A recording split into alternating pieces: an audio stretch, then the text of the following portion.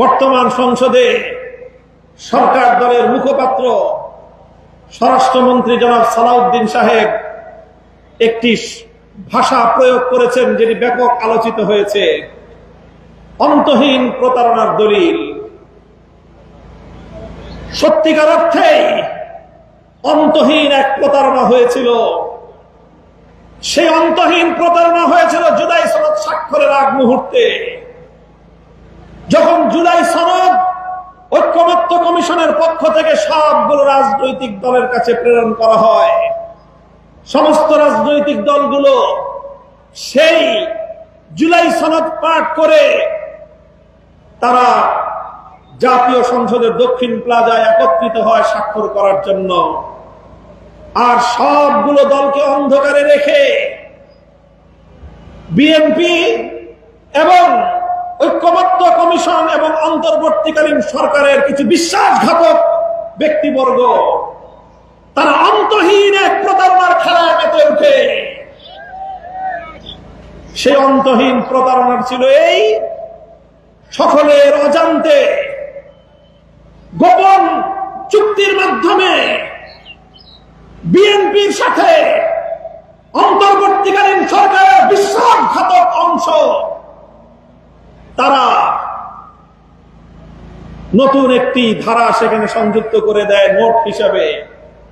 সেটি হলো, যার যা ঐক্যমত হোক না কেন, কিন্তু নির্বাচনের পর যারা সরকার গঠন করবে তারা নিজ দলের দ্বিমত অনুযায়ী নোট অফ ডিসেন্টের আলোকে তারা নির্বাচনী ইশতেহার ঘোষণা করে জাতির কাছ থেকে সমর্থন নিয়ে সেই আলোকে জুলাই সনদ বাস্তবায়ন করতে পারবে। এই রকম একটি ধারা সেখানে সংযুক্ত করা হয়। এই ধারার কথা বাংলাদেশ খেলাফত মজলিস জানতো না।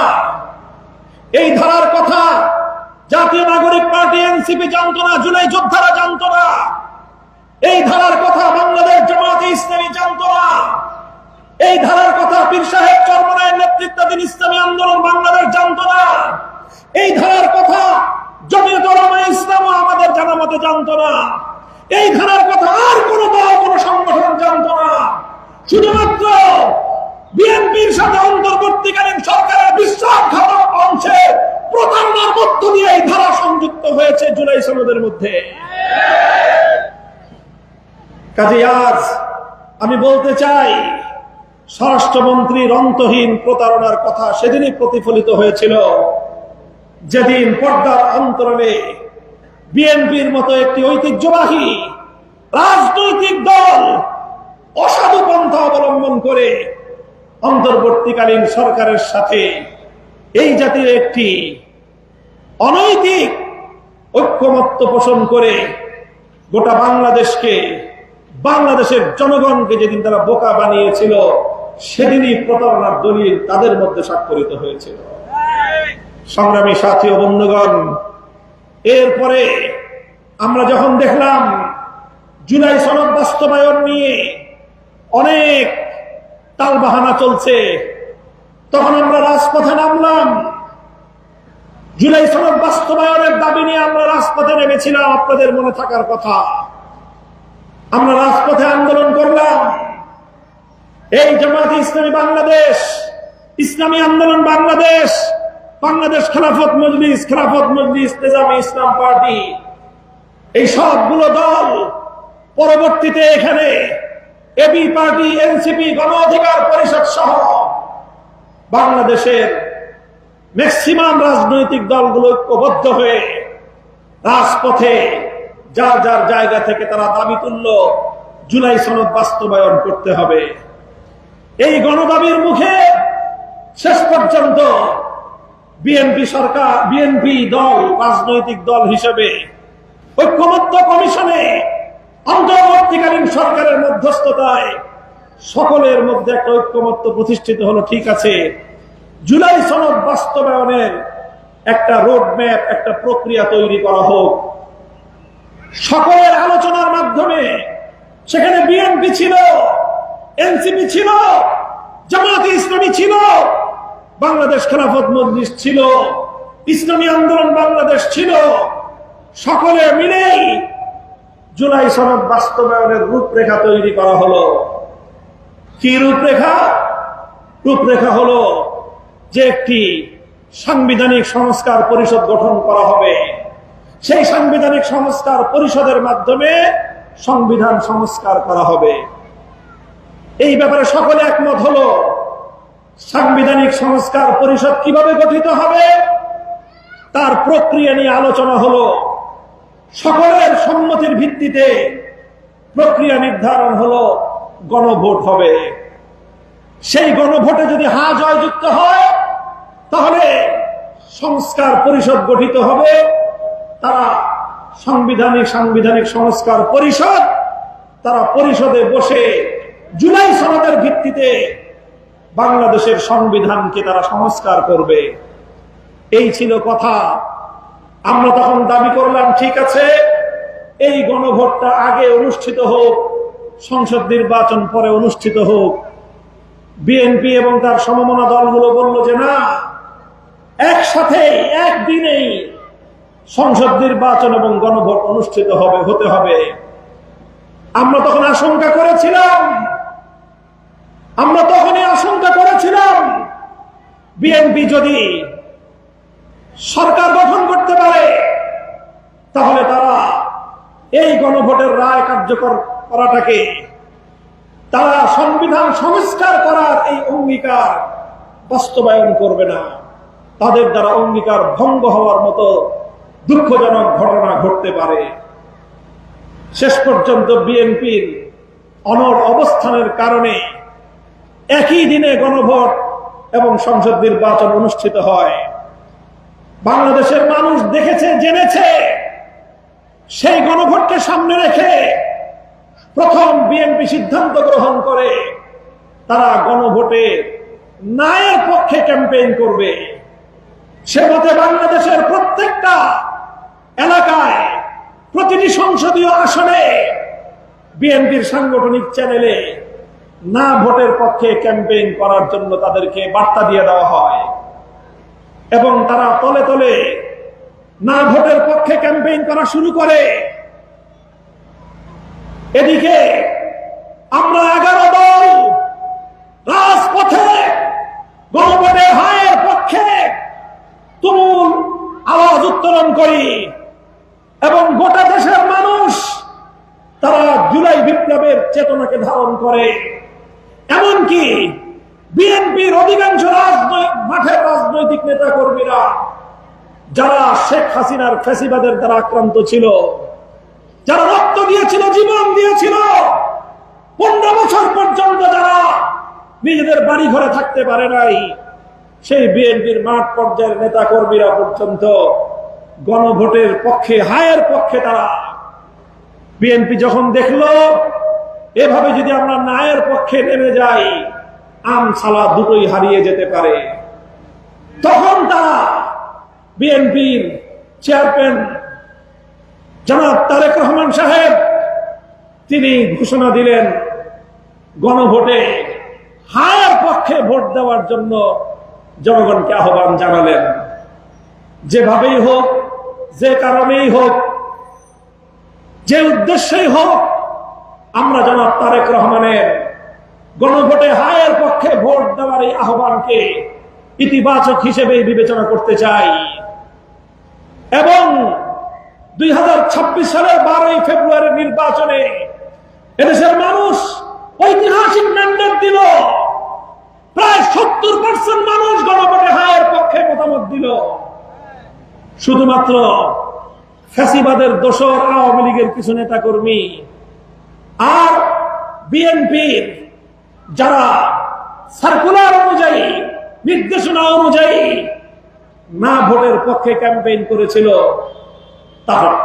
তারা একটা অংশ না বাক্সে ভোট দিল এবং বিপুল ব্যবধানে 70% ভার্সাস 30% গণভোটে হ্যাঁ বিজয় লাভ করলো।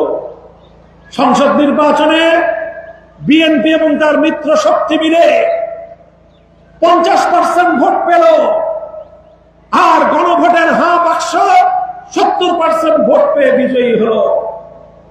সংসদে যাওয়ার পর, সংসদের শপথ গ্রহণ করার পর, সংসদ সদস্য হিসেবে শপথ গ্রহণ করে সংসদ সদস্য নির্বাচিত হয়ে বিএনপি বাংলাদেশের মানুষের সাথে প্রতারণা করলো। তাদের সেই অন্তহীন প্রতারণার অনৈতিক চুক্তিকে সামনে এনে তারা সংস্কার বাস্তবায়নের পথ থেকে সরে দাঁড়াবার অপচেষ্টা শুরু করলো। এবং বাংলাদেশের মানুষের দুর্ভাগ্য বলতে হয়, 70% মানুষের ইচ্ছা এবং অভিপ্রায়কে তাদের সরকার বৃদ্ধাঙ্গুলি প্রদর্শন করা শুরু করলো। সংগ্রামী সাথী ও বন্ধুগণ, আমি আর কথা দীর্ঘায়িত করছি না। আমি শুধু আপনাদেরকে এই কথাটুকু বলতে চাই, এই যে সংবিধান সংস্কার করার যে দাবি বিএনপি 31 দফা আপনার নির্বাচনী ইশতেহার ঘোষণা করেছে, আপনারা জানেন। সেই ইশতেহারের প্রথম দফাই ছিল সংবিধান সংস্কার। বছরের পর বছর সংস্কারের কথা বললেন, ঐক্যমত্য কমিশনের সংস্কারের বিষয়ে একমত হলেন। জুলাই বিপ্লবীরা তারা কিন্তু গণপরিষদ গঠন করে নতুন সংবিধান তৈরি করার পক্ষে তারা তাদের দাবি উত্থাপন করেছিল। কিন্তু শেষ পর্যন্ত জুলাই যোদ্ধা এনসিপি তারাও তাদের দাবির জায়গা থেকে নিচে নেমে এসেছে। সংবিধান পুনর্লিখিত করার দাবি তারা ত্যাগ করে সংবিধান সংস্কার করার প্রস্তাবে তারা সম্মত হলো। এনসিপি তারা গণপরিষদ গঠনের জায়গা থেকে নিচে নেমে এসে সংবিধান সংস্কার পরিষদে একমত হলো। আমরা সকলকে বললাম যে মিনিমাম একটা জায়গায় একমত হই। বিএনপিও তখন তাদের সংবিধান সংশোধন করার প্রস্তাব থেকে উপরে উঠে সংবিধান সংস্কার করার জন্য সংস্কার পরিষদ গঠনের বিষয়ে একমত হলো। এইভাবে একমত হওয়ার সালিশ সম্পন্ন হয়ে গেল। সালিশে বিচার হলো, তাল গাছ তোমার অর্ধেক আমাদের অর্ধেক। এটাই তো সালিশ হলো। আমরা ছাড় দিলাম, তোমরাও ছাড় দিলা, তোমরা বিচার মেনে নিলাম, আমরাও বিচার মেনে নিলাম। গণভোট হবে এবং সেইভাবে সংবিধান সংস্কার পরিষদ গঠন হবে, এটাই তো ছিল কথা। কিন্তু দুর্ভাগ্যজনক ভাবে এটা বাংলাদেশের মানুষের জন্য দুর্ভাগ্যের বিষয়। শহীদ প্রেসিডেন্ট জিয়াউর রহমানের হাতে গড়া দল বাংলাদেশ জাতীয়তাবাদী দল বিএনপির জন্য লজ্জাজনক ইতিহাস। জাতীয় সংসদে দাঁড়িয়ে তাদের মুখপাত্র জনাব সালাউদ্দিন সাহেব বললেন, আমরা সেদিন সালিশ মেনে নিয়েছিলাম, আসলে আমাদের সালিশ আমরা মনে মনে মানি নাই, আমরা শুধু মেনেছিলাম যাতে কোনোভাবে ভোটটা দিয়ে ক্ষমতায় যেতে পারি। এই জন্য আমি জানি না কিভাবে জনাব তারেক রহমান সাহেবের পাশের চেয়ারে বসে এই ধরনের মুনাফিকি আত্মস্বীকৃতি ঘোষণা জাতীয় সংসদের মতো জায়গায় দাঁড়িয়ে বিএনপি দলীয় সাংসদ দিতে পারলেন। এটা শুনে লজ্জায় আমাদের মাথা হেট হয়ে আসে। আমরা বলতে চাই, আমরা এই দাবি আদায়ের জন্য মাঠে নেমেছি। বাংলাদেশ খেলাফত মজলিসের নিজস্ব এবং দলীয় এজেন্ডা এটা। যদি আর কেউ না থাকে, সব দল যদি পিছপা হয়ে যায়, বাংলাদেশ খেলাফত মজলিস একা হলো জনগণের গণভোটের রায় কার্যকর এই দাবি নিয়ে তারা জনগণের দুয়ারে দুয়ারে যাবে ইনশাআল্লাহ। আমরা ব্যর্থহীন ভাষায় বলতে চাই, এই জুলাই সনদের স্পিরিট যদি আজকে আমরা বাস্তবায়ন করতে ব্যর্থ হই, তাহলে আবার নতুন করে ফ্যাসিবাদ বাংলাদেশে ফিরে আসবে। আবার বাংলাদেশকে দিল্লির গোলামীর জিন্দিরে আবদ্ধ করা হবে। রক্ত দিয়ে যেভাবে আমরা দিল্লির গোলামীর শাসন ব্যবস্থাকে উৎখাত করেছি, জীবন দিয়ে দিল্লির কেনা গোলামকে আমরা দিল্লিতে পাঠিয়ে দিয়েছি, নতুন করে আমার স্বাধীন সার্বভৌম বাংলার মাটিকে দিল্লির করতলগত হতে দেব না ইনশাআল্লাহ। সংগ্রামী সাথী ও বন্ধুগণ, কথাটা ভালো করে বুঝবেন আপনারা। এই ঐক্যমত্য কমিশনে জুলাই সনদে ঐক্যমতের ভিত্তিতে যে সকল সিদ্ধান্তগুলো হয়েছিল, বিশেষ করে ফ্যাসিবাদ দমন করার জন্য এবং সকল ক্ষমতা যেন এক প্রধানমন্ত্রীর হাতে কুক্ষিগত না থাকে, প্রধানমন্ত্রীর কিছু ক্ষমতা রাষ্ট্রপতির হাতে যাবে, প্রধানমন্ত্রীর কিছু ক্ষমতা প্রধান বিচারপতির কাছে যাবে, প্রধানমন্ত্রীর কিছু ক্ষমতা স্বাধীন একটি নিয়োগ কমিশন গঠন করে সেখানে যাবে।